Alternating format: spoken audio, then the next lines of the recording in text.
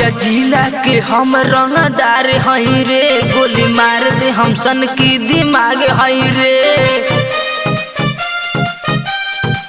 देवरिया जिला के हम रंगदार हई रे, गोली मार दे हम सन की दिमाग हई रे।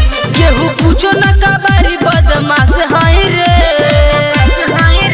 सब डरेला हमरा से यार, जिला के बदमाश हई रे। सब डरेला हमरा से यार, जिला के बदमाश हई रे। जिला के बदमाश हई रे, सब डरेला हमरा से यार, जिला के बदमाश हई रे।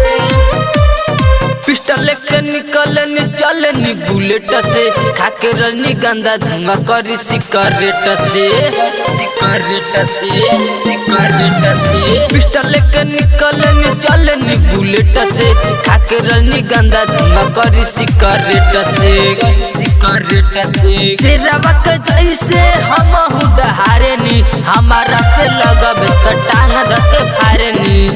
दुश्मन खातिर तलवार बनी रे, सब डरेला हमरा से यार, जिला के बदमाश हई रे। सब डरेला हमरा से यार, जिला के बदमाश हई रे।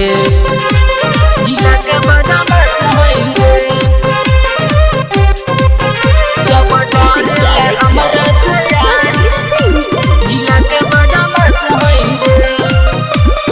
हमारा जे कमावा से यार जे भी जरेला, ओकरा रे साथे साथे घर ओकर जरेला, घर ओकर जरेला, घर ओकर जरेला। हमारा जे कमावा से यार जे भी जरेला, ओकरा रे साथे साथे घर ओकर जरेला, घर ओकर जरेला। चीनी पहलवान गए संदी बारे साथ रे, देवरिया जिला में हम त बानी बदमाश रे।